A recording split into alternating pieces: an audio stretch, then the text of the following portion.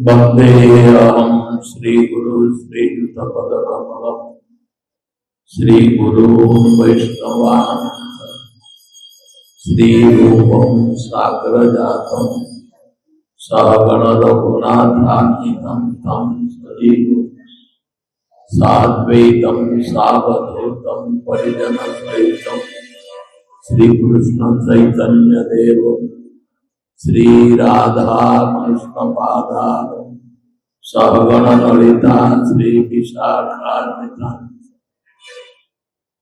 अज्ञानतिमिरान्धस्य ज्ञानाञ्जनशलाकया चक्षुर्मिलितं येन तस्मै श्रीगुरवे नमो।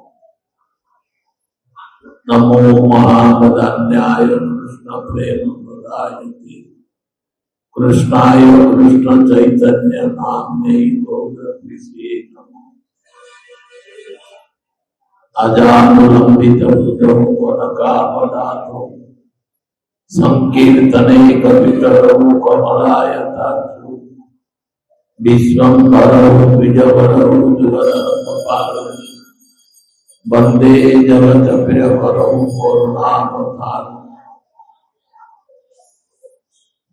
हे कृष्ण करुणा सिंधु दीनबंधु जगत्पते गोपेश गोपिका कांत राधा कांत नमोस्तुते तप्त कांचन गौरांगी राधे वृंदावनेश्वरी वृषभानुसुते देवी प्रणमामि हरिप्रिये जगदानंद कंदाय प्रणतार्यहराय नीलांचल निवासाय जगन्नाथाय ते भक्त्या विहीनापराधलक्ष्ये क्षिप्तास्तकामास्तु तरंगमाझे कृपामयि त्वां शरणं प्रपन्ना वृंदे नमस्ते चरणारविंद।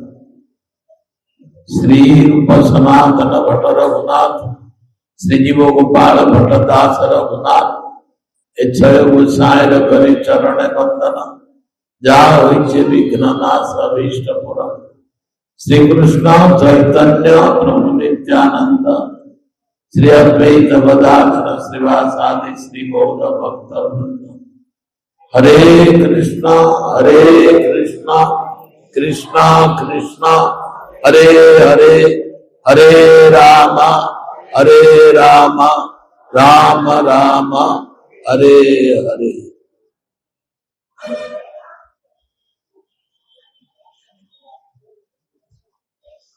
प्रप्रथमना अस्मदीय गुरुपाद पद्म नित्य लीलाधीष्ट परमहंस गुरुचूड़ामणि श्री श्रीमद भक्ति वैभव पुरी गोस्वामी गुरु महाराज वारी अशोक अभयपाद बंधन को भक्तिपूर्ण नमस्कार समर्पिस्तु वारी अनुग्रहाన్ని మరి ప్రార్థిస్తున్నాం।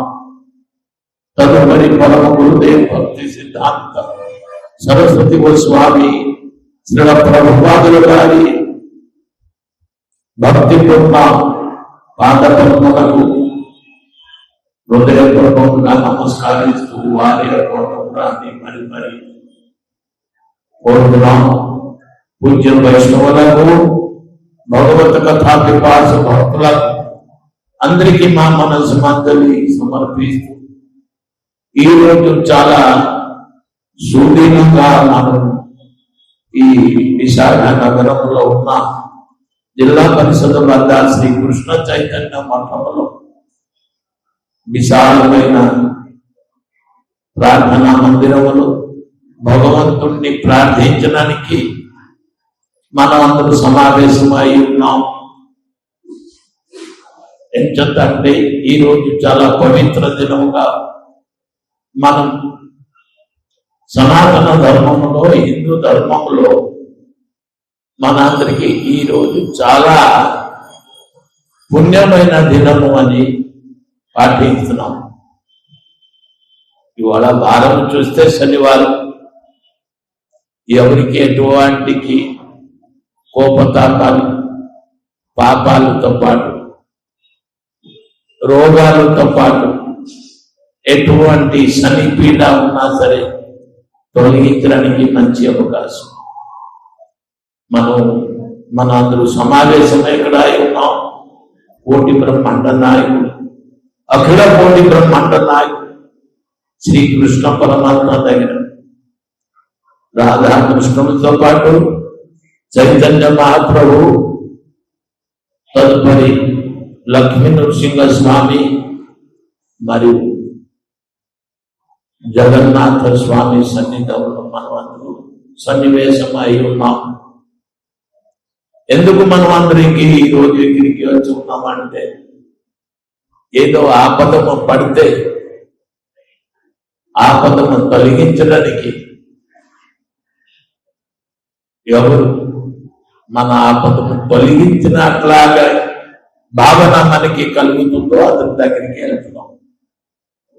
మనం ఆపద తొలగించడానికి ప్రపంచంలో భగవంతుడు పైగా ఎవరు లేరు. మీ అందరికీ తెలిసి ఉన్నాం. ఏదో పెద్ద జనం, పెద్ద మనుషులు ఉంటున్నారు అని అందరూ అంటున్నారు. ఏ మినిస్టర్ దగ్గరికి లేకపోతే ఏ ఆఫీసర్ దగ్గరికి వెళ్తే మనలో ఆపదము తొలుగుతుంది అని కూడా మనం వెళ్తున్నాం. కానీ అన్నిటికీ నుంచి పెద్దవాడు అంటే ఎవరు? భగవంతుని మించిపోయిన వారు ఈ ప్రపంచంలో ఎవరు లేరు. మన అందరికీ తెలుసు. ఈ సృష్టిని అతని ద్వారా సృష్టించబడింది. మన సృష్టిలో ఎవరెవరు ఉన్నాము అంటే 1, 2, 3 అని లెక్క చేయడానికి లేదు. 84 లక్షల జీవరాశి సృష్టిలో లెక్క చేయలేనంత జీవులు సృష్టించారు భగవంతుడు. ఎంచేత మనకి ఇష్టం ఎట్లాగా ఇల్లు కట్టుకుంటున్నాం, భోగము చేయడానికి, ఇల్లులో ఉండడానికి. మనం ఇష్టం ఎట్లాగా ఆట ఆడుకుంటున్నాం. అలాగా మనం ఏది రుచికరమైనది, మనకి ఆనందకరమైనది, అటువంటి ఆటలు పాటలు మనం చేసుకుని ఉంటాం. అంచేత భగవంతుడికి ఇది ఒక లీలా అని గృహం. భగవంతుడు లీలా చేయడానికి ఈ గృహము నిర్మించి ఉన్నారు. గృహం అంటే ఈ అనంత కోటి బ్రహ్మాండం. అనంత కోటి బ్రహ్మాండ అంటే మీ అందరికి ఏంటి బోధపడింది? అనంత కోటి బ్రహ్మాండం. మనము ఎక్కడ ఉన్నాము? ఒక బ్రహ్మాండంలో ఉన్నాం. ఒక్కొక్క బ్రహ్మాండంలో ఒక్కొక్క బ్రహ్మ, ఒక్కొక్క విష్ణు, ఒక్కొక్క శివుడు. మీరు బాగా అర్థం చేసుకోండి. అనంత కోటి బ్రహ్మాండము భగవంతుడు సృష్టించారు. అనంత కోటి బ్రహ్మాండ సృష్టించి ఒక్కొక్క బ్రహ్మాండకి ఒక విష్ణు, ఒక బ్రహ్మ, ఒక శివుడు. సృష్టి, స్థితి, ప్రళయం. అతని సృష్టిస్తున్నారు, బ్రహ్మాండం తయారు చేస్తున్నారు, జీవులు అందరినీ సృష్టిస్తున్నారు. మన అటువంటి వాడు ఈ విశాఖ నగరంలో ఎంతమంది ఉన్నారు? మనకి మున్సిపాలిటీకి వెళ్తే తెలిసిపోతుంది లెక్క. కానీ ఎంతమంది చనిపోతున్నారు? మున్సిపాలిటీ దగ్గరికి వెళ్తే డెత్ సర్టిఫికేట్ దొరికిపోతుంది. సృష్టించడమే, పాలించడమే, పోషించడమే, నాశనం చేయడం, ప్రళయం అయిపోవడం. అంటే ఇది ఒక పిల్లలు అందరూ ఆటల పిల్లలు కూడా ఆడుకున్న కానీ 4 పిల్లలు కలిసి ఒక ఇసుకతో లేకపోతే ఇటుకతో ఏదో ఒక ఇల్లు కడుతున్నారు, దాంట్లో పొయ్యి పెడుతున్నారు, వండుతున్నారు, ఏదో పేర్లు వేస్తున్నారు, కూరలు వండుతున్నారు, అన్నము, పప్పు అన్ని కూడా అన్ని రకాలుగా అన్ని విధంగా ఏదో ఇష్టం పడుతుంది. తర్వాత ఆ ఇల్లుని పడగొట్టేసి బయటికి వచ్చేస్తున్నారు ఇంటికి. అంచేత ఇది ఒక కళాగృహము. అంటే ఆట ఆడుకున్న ఇల్లు. చిన్న చిన్న పిల్లలు ఇలా ఆట ఆడుకుంటున్నారు, ఇల్లు తయారు చేసి వండుతున్నారు, తింటున్నారు, అన్ని పాడేసి వచ్చేస్తున్నారు. భగవంతుడు కూడా అనంత కోటి బ్రహ్మాండము తయారు చేశారు, సృష్టించారు. దాంట్లో మనుషులు, పశువులు, పక్షులు, ఏదో 84 లక్షల జీవరాశులు సృష్టించారు. సృష్టించడమే పుట్టడమే. వాళ్ళందరికీ కూడా పెంచుతున్నారు కూడా, పోషించడం. తర్వాత చంపుతున్నారు, చచ్చిపోతున్నారు కూడా. చంపడని కాదు, అతనే చంపు. ఎవరు తల్లిదండ్రి పిల్లల్ని బిడ్డల్ని సృష్టించి చంపుతారండి? కాదు. వాళ్ళ కర్మానుసారంగా వాళ్ళు చచ్చుతున్నారు. భగవంతుడు అంటున్నారు, కర్మం చేయండి తప్ప మనం మాత్రం మీ ఫలానికి ఆశించకూడదు. ఫలము నేనే ఇవ్వాలి మీకు. మనం శ్రమ పడుతున్నారు. ఒకటి ఏ ఊరు నుంచి వచ్చి విశాఖపట్నంలో వ్యాపారం చేయాలని ఇక్కడికి వస్తున్నారు. ఏదో ఫ్యాక్టరీ తయారు చేస్తున్నారు, లేకపోతే దుకాణం, లేకపోతే ఏదో ఒకటి పెడుతున్నారు. ఏం చేస్తారు? ఎక్కడి నుంచి వచ్చారు? విశాఖపట్నం పెద్ద సిటీ, దీంట్లో వ్యాపారం చేసి ఏదో సంపాదిస్తామని. కానీ మన ఇష్టమండి. మనము దుకాణం పెట్టడమే తప్ప, అరే కట్టరా అక్కడ, ఇక్కడ కట్టండి, ఎక్కడే తిరుగుతున్నారు. కానీ ఎక్కడో లాస్ పోయారని ఇక్కడ వచ్చి మనం వ్యాపారం చేస్తున్నాం. కానీ ఇక్కడ లాభం పొందుతారని మన చేతులు లేదు. ఇక్కడ కూడా నష్టపోవచ్చు. అలాగే ఇక్కడ వ్యాపారం లేక ఇంకా ఎక్కడికి వెళ్ళిపోయాలి అని అంటున్నాం. అలాగే అనంత కోటి బ్రహ్మాండం తిరిగి తిరిగి తిరిగి తిరిగి 84 లక్షల జీవరాశి అయి అతనే భగవంతుడు సృష్టిలో తిరుగుతున్నారు. కానీ అన్ని చోట్ల కర్మం చేస్తున్నారు. కానీ వ్యాపారం చేసి లాభం పొందాలి అని ఇక్కడికి వస్తున్నారు. ఎవరైనా సరే, మీరేంటి మనం ఏంటి, ఎవరైనా మాట్లాడకూడదు. కానీ భగవంతుడు ఏం చేశారు? లాభము గురించి మీరు ఆలోచించకూడదు. కర్మం చేయండి, వ్యాపారం పెట్టండి. భగవద్గీతలో చెప్పారు, కర్మనే బాధికారస్తు మా ఫలేషు కదాచన. కర్మ చేయండి, కర్మ ఫలానికి ఆశించకూడదు. అంత మా చేతిలో ఉంది. మా బాధ్యత. నేనే మీకు తండ్రి, నేనే మీకు తల్లి. మీ బాధ్యత నేనే తీసుకుంటాను, మీరు నన్నే నమ్ముకోండి అని చెప్పారు. కానీ మనం ఏం చేస్తున్నాం? ఇలాగా చేస్తాము, అలాగా చేస్తాము, అలాగా చేస్తాం. ఈ దేవుడికి నేను, మాకు లాస్ అయిపోతే ఈ దేవుడికి నేను నమ్మను. నేను ఒక 15-20 సంవత్సరం క్రితం ఇక్కడే ఉన్నాను. చాలా మంది ఏదో ఏకమై ఏదో ప్రోగ్రాం చేసి బీచ్కి వెళ్ళిపోతున్నారు. పాంప్లెట్ ఎక్కడెక్కడ పంచుతున్నారు. చాలా మంది నడుస్తూ వాళ్ళకి బాధాకరంగా ఉందేమో, గుడికి చాలా మంది వస్తే దారిలో చేస్తున్నారు. ఏమండి, ఇంకా కొంతమంది ఏమి నిషేధిస్తున్నారు.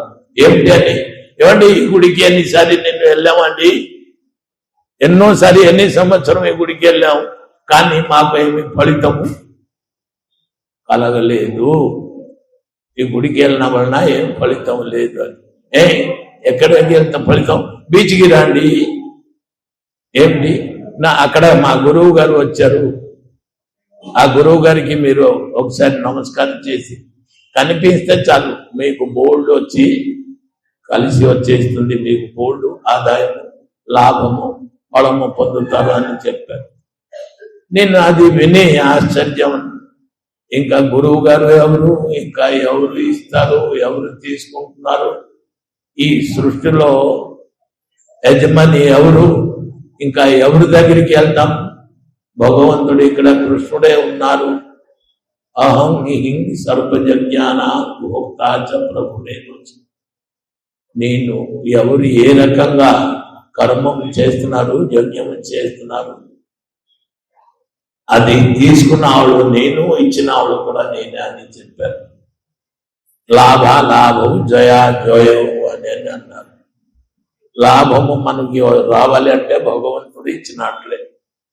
నష్టము మనం పొందాలి అంటే భగవంతుడు కూడా నష్టం చేసిన ఎట్లాగా నా కర్మం చేసి ఫలానికి ఆశించకూడదు అని చెప్పారు కదా.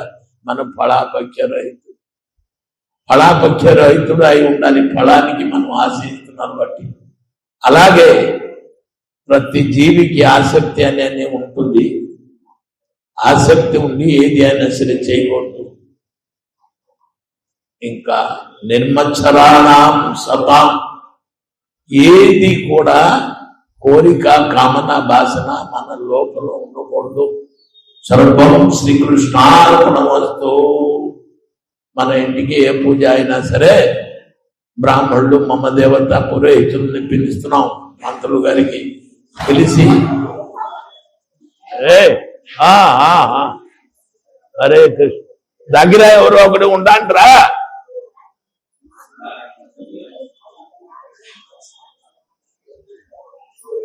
మూర్ఖులందరూ ఏం చెప్తాం?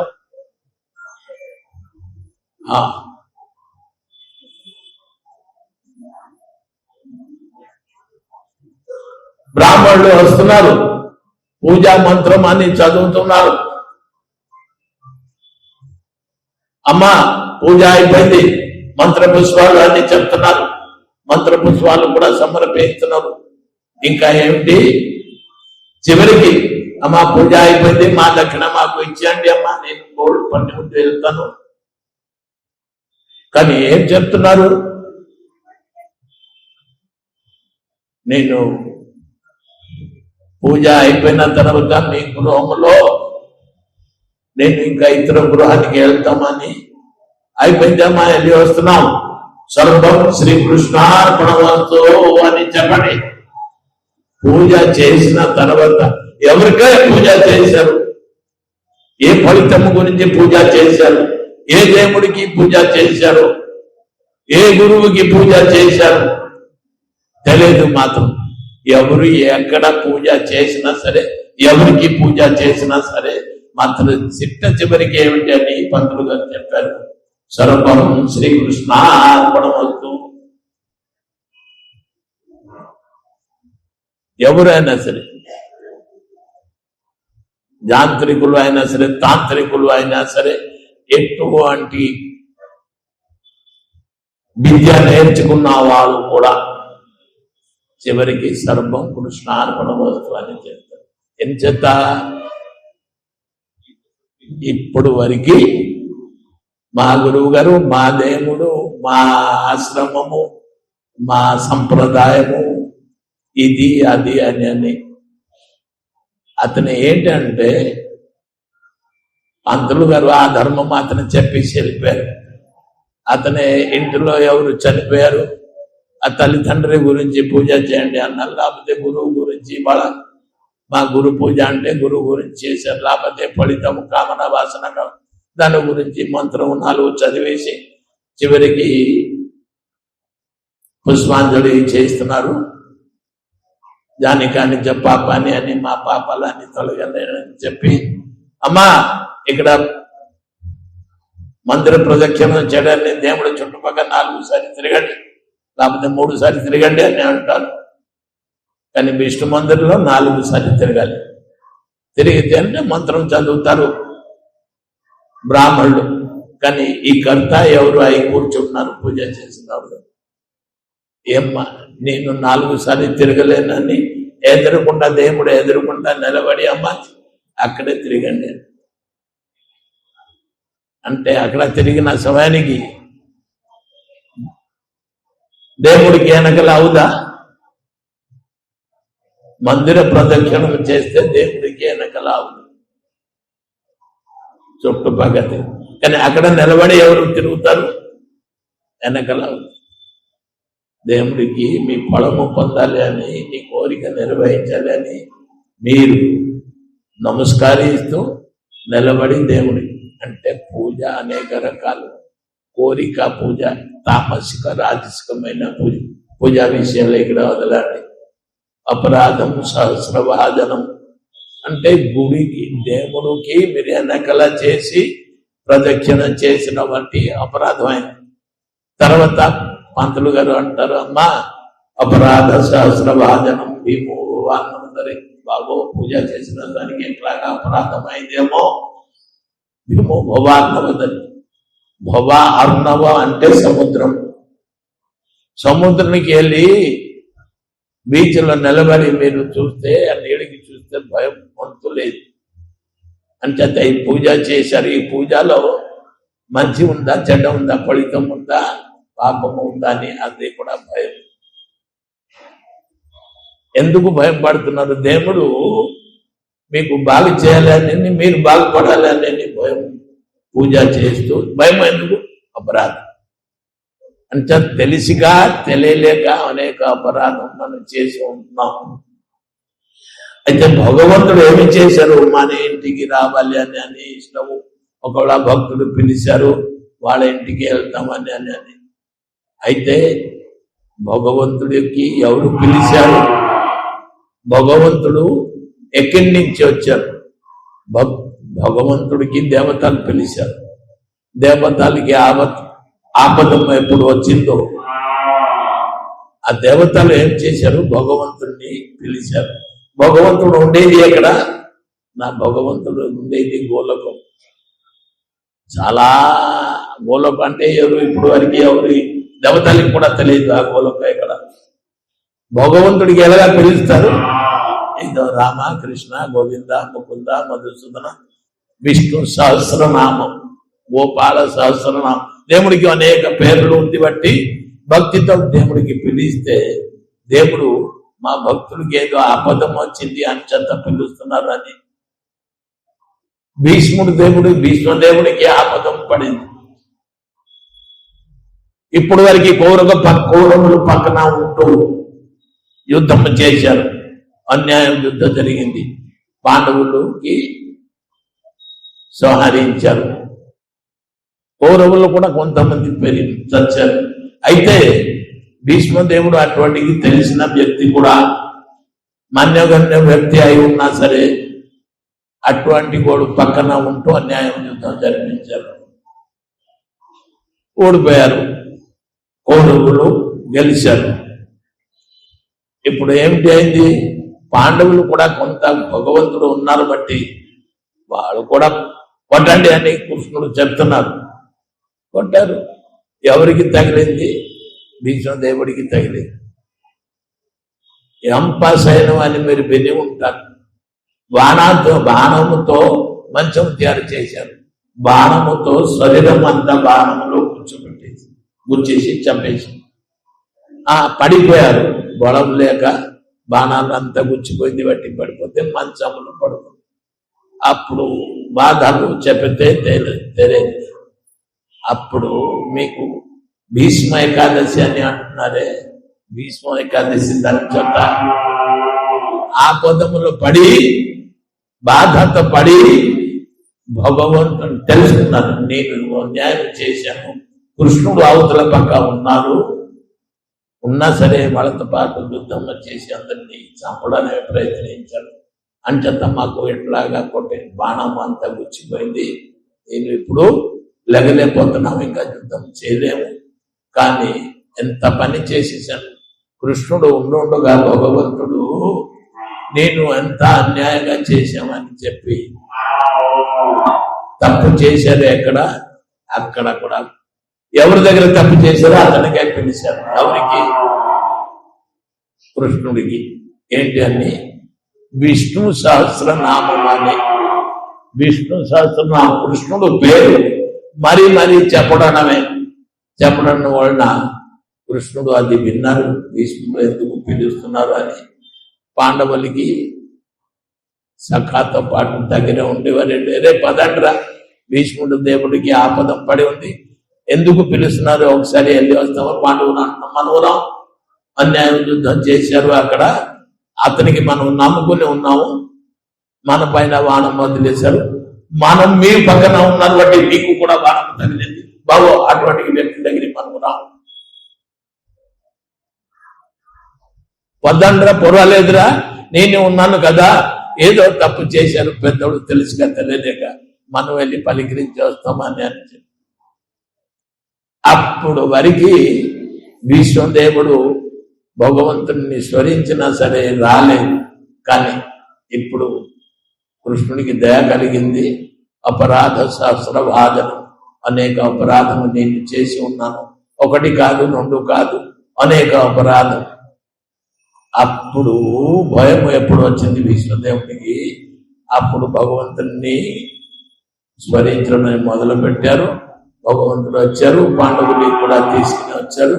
వచ్చి నీతి జ్ఞానం చెప్తున్నారు పాండవులు.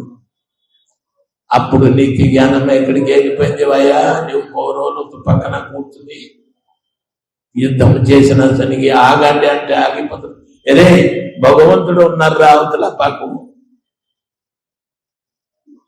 ఆ మాత్రం చెప్పలేకపోయారా? జత్ర జోగేశ్వర కృష్ణ తత్ర తత్ర శ్రీ విజయ పూర్తి భువాని మీకు తెలియదా? కృష్ణుడు ఎక్కడ ఉంటే అక్కడ జయం ఉంటుందని. కృష్ణుడి పైకి కూడా నువ్వు చక్రం ఎత్తి వదులుతున్నామే. అలాగే మనం ప్రపంచంలో పుట్టిన తర్వాత మంచి ఏంటి, చెడ్డ ఏంటి, ధర్మం ఏంటి, అధర్మం ఏంటి మనకి తెలియలేక సంసారంలో పడిపోయి తప్పు ఉప్పు కర్మాలు చేసి ఉంటాం. ఈ ఆపద నుంచి ఎలాగా మనం బయటపడాలి? అలాగే శ్రీకృష్ణ పరమాత్మ దేవతలు పిలిచిన వలన భగవంతుడు భూలోకం నుంచి భూలోకానికి దిగి వచ్చారు. ఎక్కడికి వచ్చారు? మీ ఇంటికా మా ఇంటికా? ఎక్కడికి వచ్చారు భగవంతుడు? బృందావనం కూడా. ఎక్కడికి రాలేక విశాఖపట్నం బొంబాయి మద్రాసు సిటీకి రాలేక బృందావనం అనేక వనం ఎక్కడ ఉంది దానికి బృందావనం అని పేరు వచ్చింది. వెళ్ళి అన్ని అడవిలే, 12 అడవిలు 12 ఉప అడవులు అట్లా 12 24 వనము సమిష్టి అయి ఉంది అక్కడ బృందావనం. అక్కడ వచ్చి దిగారు. అక్కడ దిగిన సనికి ఏంటి అంత అడవి, ముళ్ళు, కంప, రాడు, రప్పు. ఓ భగవంతుడు అక్కడ దిగారట. ఆ జాగా అతనికి కృష్ణుడికి ఇష్టం కలిగింది.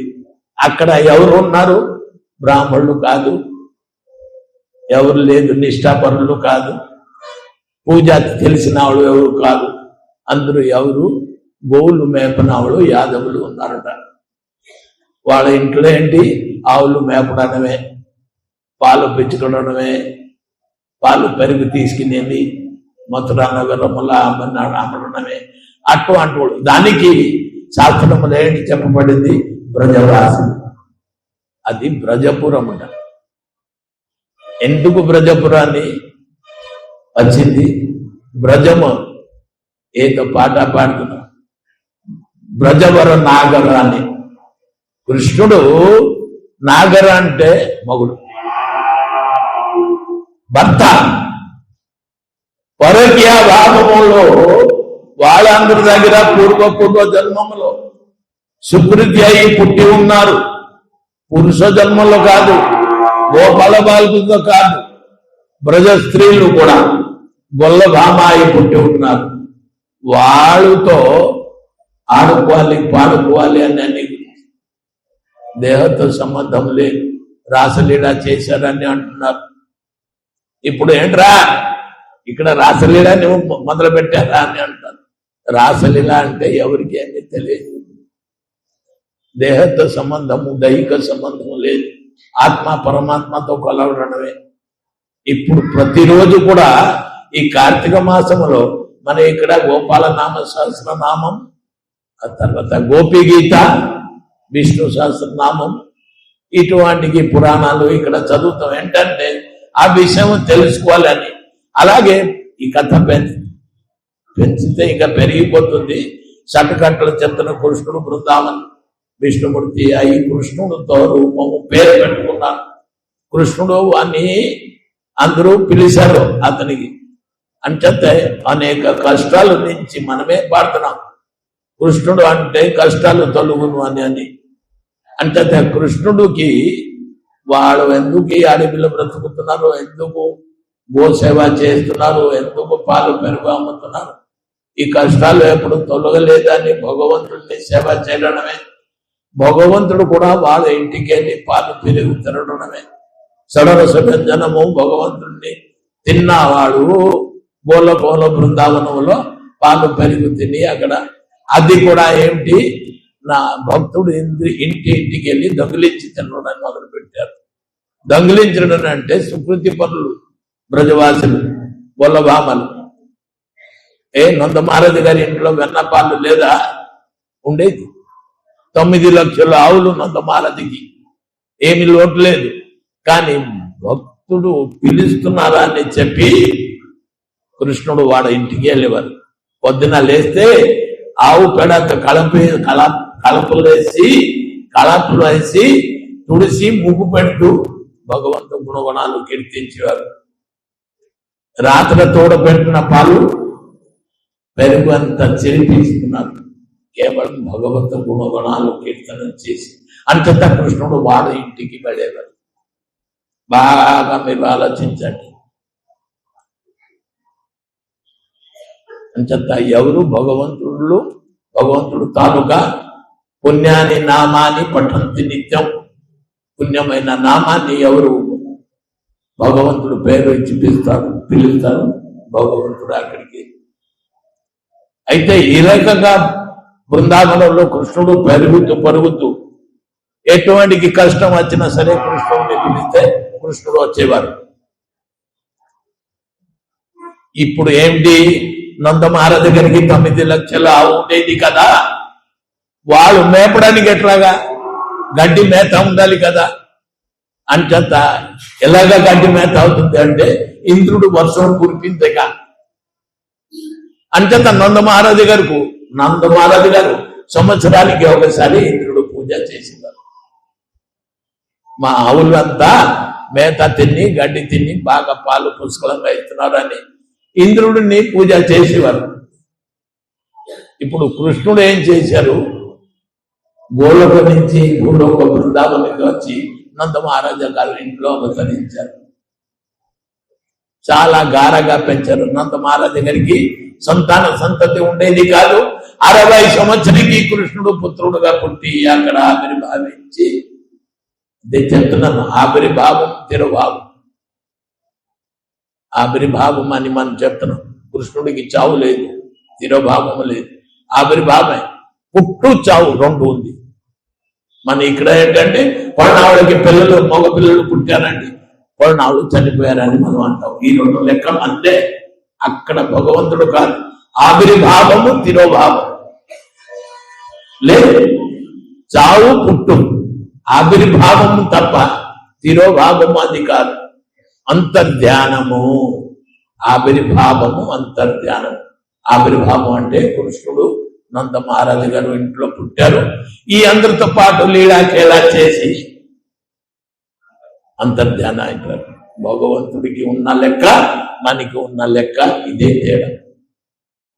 కాబట్టి ఇప్పుడు బృందావనంలో కృష్ణుడికి అందరూ నమ్మారు. అందరూ కష్టాలు తొలగింది. కృష్ణుడు పూర్తిగా అందరూ నమ్మారు. ఎందుకు నమ్మారు అంటే కృష్ణుడు పుట్టిన తర్వాత జసోదామ ముసలావుడే అయిపోయింది. పుడితే ఏంటి ఉంది, తల్లి స్తనములో పాలు ఉంటే కదా తాగుతారు. ఇప్పుడు ఎవరు కూడా తల్లి బిడ్డకి పాలు ఇవ్వట్లేదు. 60 సంవత్సరం కృష్ణుడు పుట్టిన బట్టాయి జసోదామ స్తనములో పాలు లేదు. చాలా బాధపడుతున్నారు. బాబు మా బిడ్డ ఎలాగా బ్రతుకుతారు. ఇలాగా గోకుల పట్టణ అంతటా కూడా చాలా దుఃఖముతో ఉన్నారు. ఇవన్నీ విని కంసుడు ఏం చేశారు, కృష్ణుడికి ఎలా అయినా సరే చంపాలి కదా. పోతికి అని రాక్షసి ఉండేది. దానికన్నా నువ్వు గోకుల పట్టణాలు వెళ్ళి పుట్టారు, మాకు అష్టభుజ దుర్గాతో ఆకాశవాణిలో కబురు పడింది, తెలిసింది, మీరు వెంటనే వెళ్ళి నందమహారాజు గారి ఇంటికి. కృష్ణుడు అక్కడ వెళ్ళి ఉన్నారట.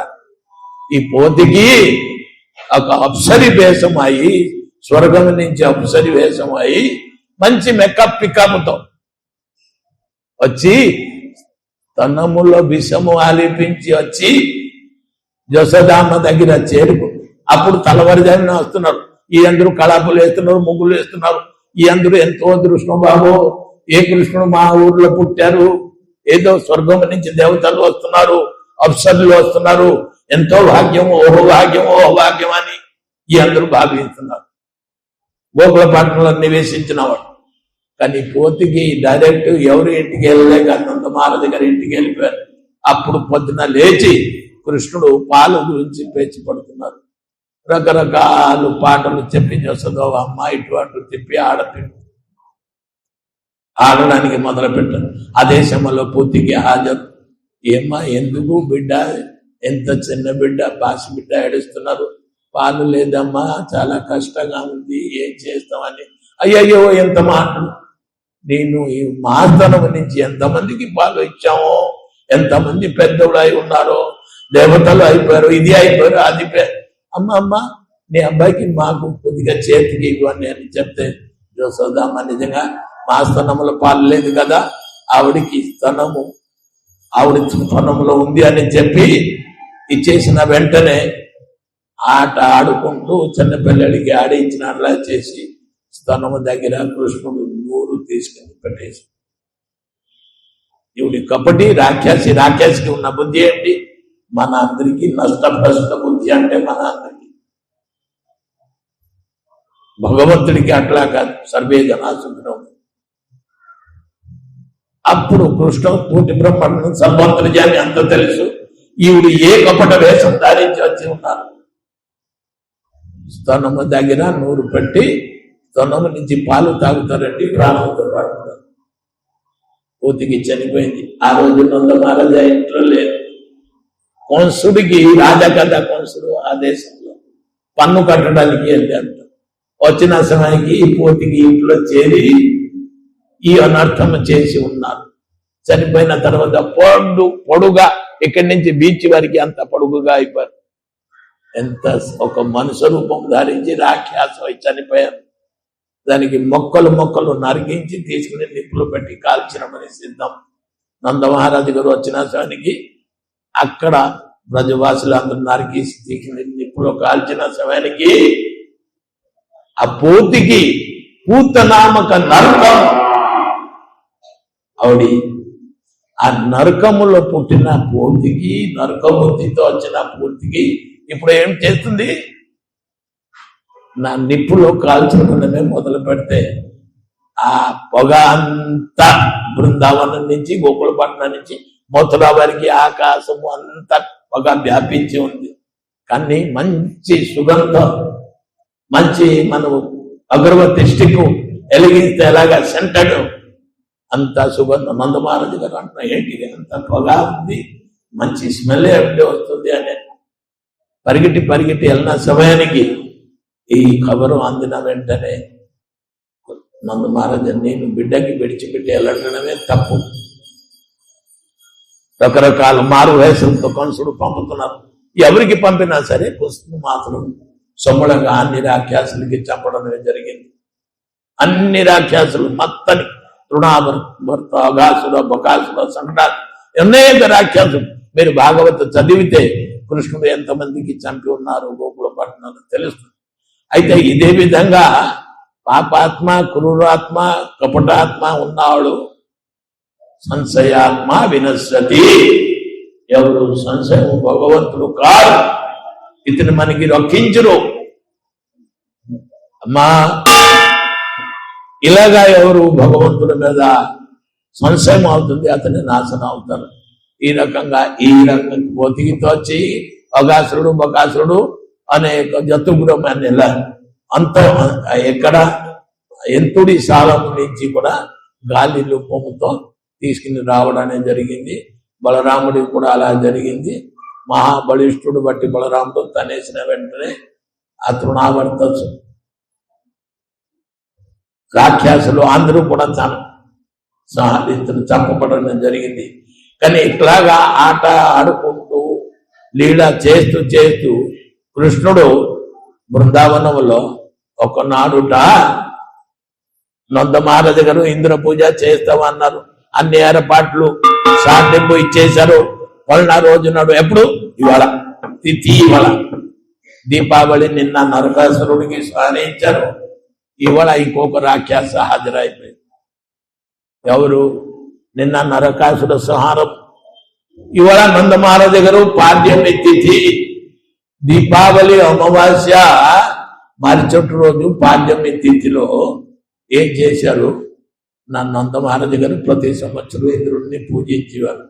ఈ సంవత్సరం పూజించాలి అని పెద్ద ఇంద్రుడు బొమ్మ కొనేసి తీగినించి ఇంట్లో పెట్టారు. ఇవాళ మా ఇంద్ర పూజ అవుతుంది అని గోకుల పట్టణంలో అందరికీ చెప్పడమే, కబురడమే.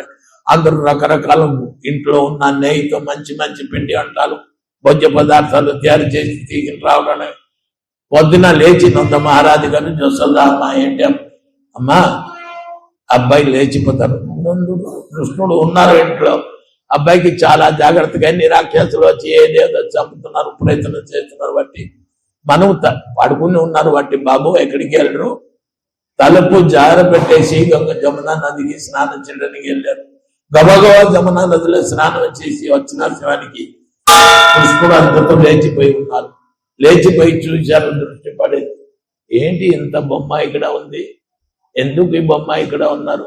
అంత కర్ర ఉండి మొత్తానికి పచ్చడి చేశారు, గుండా చేసేసారు. ఇంద్రుడు బొమ్మకి మొత్తము కొట్టేసి గుండా చేసేసారు.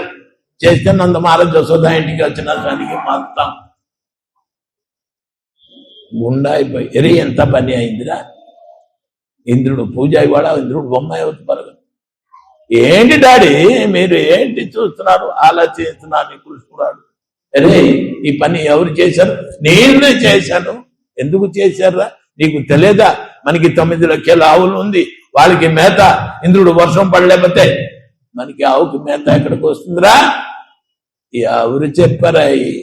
ఎవరు మీ ఆవు ఎక్కడ వెళ్ళి మేపుతున్నారండి? మీ ఆవుకు మేత ఎవరు ఇస్తున్నారు? మీకు తెలియదురా? వెళ్ళి గోవర్ధన కొండ అంతా వెళ్ళి గడ్డి అంతా మేపి వస్తే పాలు మనం తీసి అమ్ముతున్నాం రా. నీకు గోవర్ధన కొండ కదా, అక్కడ వెళ్ళి మీ ఆవు మేపుతున్నారు కదా, కదా గోవర్ధన కొండ దగ్గరికి వెళ్తాం అన్ని. కృష్ణుడు బ్రజవాసులు అందరూ, గోకుల పట్టణంలో అందరూ మంచి మంచి సుగంధమైన గోఘృతంతో నెయ్యితో తయారు చేసిన పిండి వంటలు అంతా తయారు చేసి తీసి వచ్చారు. ఆ పిండి వంటలు నంద మహారాజులు అన్ని భోజ్యపోతున్నాను ఇంట్లో తయారు చేసిన అంతా తీసుకుని గోవుల్ని మేపడానికి వెళ్తారు కదా, గోవులు కూడా తీసుకుని వెళ్ళి ఏం చేశారు? గోవర్ధనం కొండపైకి వదిలారు. గోవర్ధన కొండ ఈ అందరూ తయారైతే మంచి మంచి క్లాస్ పిండి వంటలు అక్కడ కూడా వద్దు. అరే ఈ పిండి వంటలు ఎక్కడ దాడి పెట్టు, మీ ఆవు కొండ పైన మేపుతున్నారు కదా, కొండకి భోజనం పెట్టు. ఏ ఇంద్రుడికి పూజ చేస్తాను చూస్తామా? ఇంద్రుడు ఇలాగ వర్షం కూర్చున్నాడు అని చెప్పి చేస్తే కొండ దగ్గర భోజ్య పదార్థాలు పూజ చేశారు. గోవుల్ని వదిలారు, గోవులు మేపుతున్నారు. ఆ కొండ ఆన్ని తినేస్తున్నారు. అందులో ఆశ్చర్యపోతుంది, ఇదేంటో బాబు కొండాన్ని తినేస్తుందా మింగేస్తుందా? ఎప్పుడు కొండ మింగడం తెలుసా? ఎవరు డాడీ కొండ? నేనే. ప్రపంచంలో ఈ సృష్టిలో ఉన్న వస్తు అంతా భగవంతుడి దగ్గర నుంచి సృష్టి. పిండి వంటలు తినడం చూసి ఆశ్చర్యపోతున్నారు గోవులు. అయితే డాడీ పొరపాటుగా ఈ రోజు నుంచి నువ్వు ఇంద్రుడికి పూజ చేయవలసి కాదు, మా ఆజ్ఞలో ఉంది. ఇంద్రుడు ఇప్పుడు కావాలంటే ఉంచుతాను, ఇప్పుడు మాకు ఇష్టం లేదు తీసేస్తాను. అలాగే అయింది. ఇంద్రుడు దేవాది దేవుడు మంచి పోస్టులు పెట్టారు, మంచి చీఫ్ మినిస్టర్ చేసి పెట్టారు అతనికి. అందరూ ప్రజలు తాలూకా దుఃఖ సుఖాలు తొలగించారు. ఇతను ఏం చేశారు? ఇంద్రుడు నందన కాననలో రంభ మేనక ఉర్వశి దాని స్త్రీ సచ్చి వాళ్ళ అందరితో పాటు ఇప్పుడు ఇలాగ సినిమా శికారులతో ఇలాగ తిరుగుతున్నారు ఆడవులతో.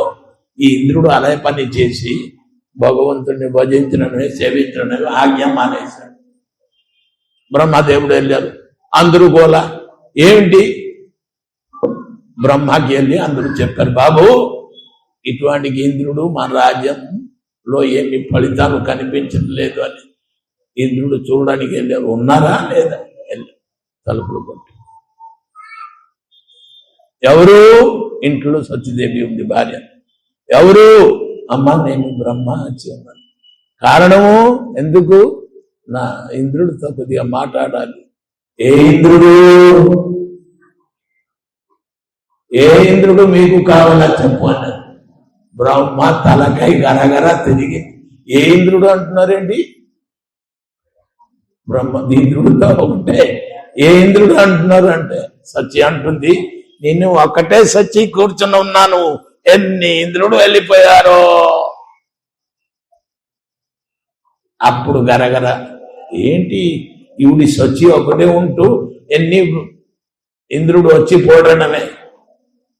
ఏమి ఏ మాయా ఈవిడి చెప్పిన మాట మాకు ఏమీ అర్థం అవట్లేదని ఏం చేశారు? బ్రహ్మ ధ్యానంలో కూర్చుని తెలుసుకున్నారు. ఇంద్రుడు అపరాధ చేసిన వలన భగవంతుడు పాదపద్మంలో, కృష్ణుడు పాదపద్మంలో, ఇంద్రుడు భగవత్ ఆజ్ఞాన్ని పాటించలేకపోయిన వలన ఇంద్రుడు వెళ్ళి ఎక్కడా? నా మర్త్యలోకములో. ఏమిటి? మనుషులు అందరూ ఎక్కడ ఉన్నారు? మర్త్యలోకములో. పశుపక్షి పంది అటువంటికి అందరూ వెళ్ళి, మన మున్సిపాలిటీ డ్రైన్ ఉందా? తెలుసు కదా, మున్సిపాలిటీ డ్రైన్ ఎక్కడికి వెళ్ళి కలుస్తుంది? సముద్రాలు వెళ్ళి కలిపేస్తున్నారు మున్సిపాలిటీ వాళ్ళు. అందరూ లెట్టిన నీళ్ళు, ఈ నీళ్లు, ఆ నీళ్ళు. అక్కడ బ్రహ్మ తెలుసుకుని వెళ్ళి తెలుసుకున్నారు ఏమిటి అంటే ఇంద్రుడు పంది అయి పుట్టి ఉన్నారు. కూర్చోండి. ఎవరు? జావు ఒక 5 నిమిషాల కథ నేను పూర్తి చేసేది. ఇంద్రుడు అపరాధం చేసిన వలన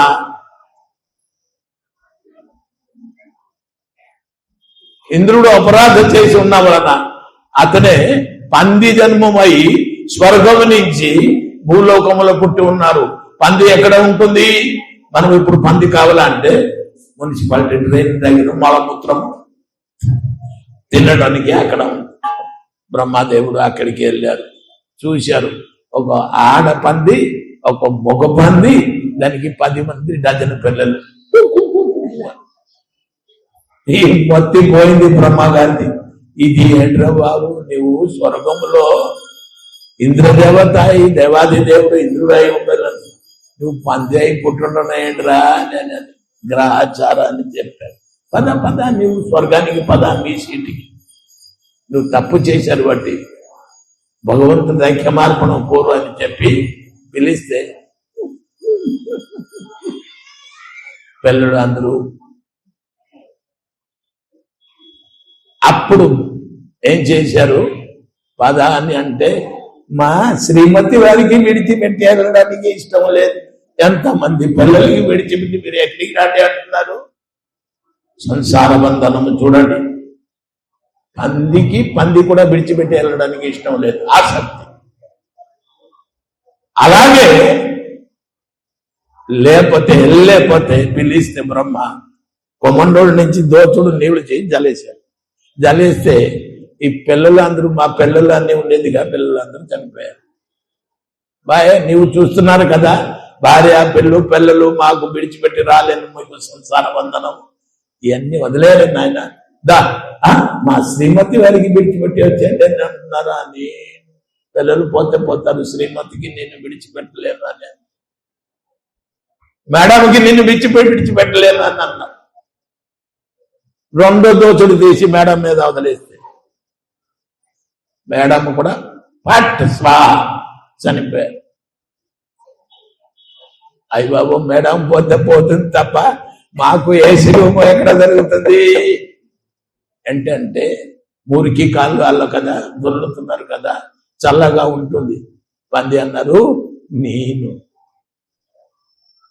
ఈ మురికి కల్లి ఏసీ రూమ్ విడిచిపెట్టి రాను, ఎక్కడ మీరు ఇస్తారంటే ఏసీ రూమ్. బ్రహ్మదేవుడు అన్నారు, ఏం చేస్తాం, దీనికి ఇంకా పోలేదు ఆసక్తి అని 3 దోతులు నీళ్ళతో మురికి కల్లా కూడా అంతా అక్కడ ఆరపెట్టేశారు. మురికికలా కూడా ఆరబెడితే మొడమొడ ఆడిపోయారు, ఉండలేకపోయారు. పంది ఎప్పుడు బురదలో దుల్లుకున్నావా? పదా, ఇప్పుడు బుద్ధి వచ్చిందా? నీకు ఎందుకు ఈ ఆసక్తిరా, సంసార ఆసక్తి? పదా అని అంటే బ్రహ్మతో పాటు భగవంతుడి దగ్గర అపరాధం చేసి ఉన్నటువంటి ఇప్పుడు బ్రహ్మ చెప్తున్నారు ఏమిటి అని. మీకు బుద్ధి వచ్చిందా? ఇంద్ర ఎవరు భగవంతుడు తెలిసిందా? ఇప్పుడు ఈశ్వర పరమ కృష్ణ సచ్చిదానంద విగ్రహ అనాదిరాది గోవింద సర్వకారణ కారణం అమ్మవారు ఆద్యాన్ని అని. ఇప్పుడు వారికి గొర్రెపోతులు చంపి 10 రోజులు అమ్మవే అమ్మవే సారా తాగి కోడి కుక్కలు తిని ఇప్పుడు వారికి అందరూ ఇక్కడ దొరుకున్నవాడు. అమ్మ ఆదిట, ఆద్యమ్మ, దానికి అనాది భగవంతుడు. బ్రహ్మ చెప్తున్నారు ఈశ్వర పరమ కృష్ణ. ఎవరు ఈశ్వరుడు? కృష్ణుడు. బ్రహ్మ చెప్తున్నాం, నేను చెప్పట్లేదు. పరమ కృష్ణం, దానికి మించిపోయినవాడు, దానికి సరిపోయినవాడు కూడా ఎవరు లేరు. కృష్ణుడు అనాది ఆది గోవింద, గోవిందుడు అందరూ ఎందు ఉన్నవాడు గోవిందుడు. ఇక్కడ ఉన్నారు అక్కడ లేదు అని సందేహం ఎందుకు మీకు వచ్చింది? గోవింద అనాది ఆది గోవింద సర్వకారణము కారణము, అందరికీ మోక్షము ఇచ్చిన వాడు. ప్రతి వాడు కోరుతున్నారు మోక్షం. బ్రహ్మ ఇవ్వలేరు, శివుడు ఇవ్వలేరు, దేవి ఇవ్వలేరు, ఎవరు ఇవ్వలేరు. శాస్త్ర ప్రమాణం కృష్ణుడే.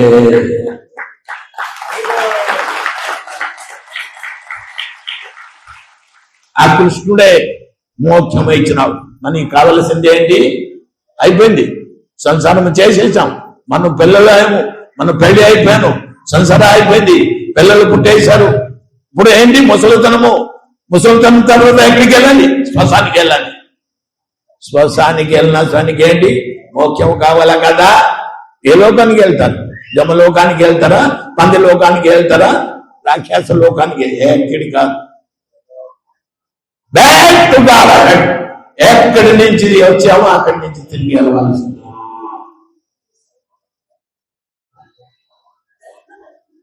మన ఇంటి నుంచి వచ్చామంటే ఇప్పుడు గుడికి వచ్చారండి, వాళ్ళ గోవర్ధన పూజ అని కార్తీక మాసం నెల ప్రారంభము శనివారము దర్శనం చేయడానికి వచ్చారు అనుకోండి, ఇక్కడ ఉండిపోతారండి. రాత్రి 9 గంటల అంటే గేట్ వేసేస్తాం, అంటే బయటికి వెళ్ళండి అంటాం. ఇది మీ ఇల్లు కాదు, మీ ఇంటికి వెళ్ళవలసిందే అని చెప్తాం. మన గృహము ఎక్కడా? ఇక్కడ కాదు, అక్కడ కాదు. మన గృహం భగవంతుడి దగ్గర నుంచి వచ్చాం, భగవంతుడి దగ్గరికి వెళ్ళవలసిందే, చేరుకోవలసిందే. అంచేత రహస్యము బాగా చక్కగా స్టోరీ వెళ్తుంది. ఇంకా ఈ రోజు ఇంద్రుడు పూజ, ఇదో ఎందుకు గోవర్ధన పూజ అంటే, కృష్ణుడు ఆ డాడీ నందమహారాజ చేసిన పూజ మానేసి, ఇంద్రుడు పూజ మానేసి, ఇప్పుడు రోజు ప్రతి సంవత్సరం ఇప్పుడు ఈ గోవర్ధనగిరికి పూజ చేయడం అమ్మా నేను నాయన అని చెప్పారు. ఏమిటి అని కృష్ణుడు చూశారు, డాడీ మీ ఆవులు మేపారు, పిండి వంటలు అన్ని తినేశారు, రోజు తీగిని వస్తున్నారు, ఈ కొండలు మేపుతున్నారు. అంచేత ఈ రోజు నుంచి ఇంద్రుడు పూజ చేయలేక గోవర్ధన కొండకి గోవులు మీకు పాలు ఇస్తుంది. బట్టి గోవులకి, బ్రాహ్మణులకి భాగవతంలో శ్లోకం నేను చెబుతున్నానని కాదు, ఈ అన్ని విషయాలు భాగవతం. ఏమి డాడీ ఈ రోజు మీకు ప్రమాణం తెలిసింది, చూశారు, గోవర్ధన కొండ అన్ని తింటుంది, గోవులు అన్ని మేపుతున్నారు గోవర్ధన. ఈ రోజు నుంచి భాగవతంలో ఒక శ్లోకం, నమో బ్రహ్మణ్యదేవాయ చెప్పండి, గో బ్రాహ్మణ హితాయ జగద్గీతాయ కృష్ణాయ గోవిందాయ నమో నమః. భాగవతం వ్యాసులు చెప్తున్నారు. డాడీ దీని అర్థం ఏంటంటే, డాడీ ఈ రోజు నుంచి మీరు ఇంట్లో పూజ చేయలేక బ్రాహ్మణునికి పూజ చేయండి, గోవులకి పూజ చేయండి, గోవర్ధనకి కొండని పూజ చేయండి, ఇంకా గోవిందుడు నన్ను పూజ చేయండి.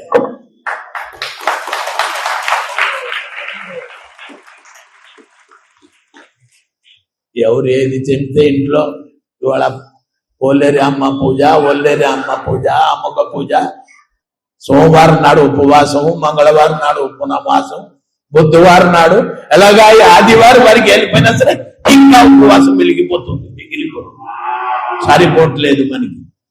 అజ్ఞానము అనే అంచేత జ్ఞానం మీ అందరికి రావాలంటే సద్గురు పాదపద్మాన్ని ఆశ్రయించండి.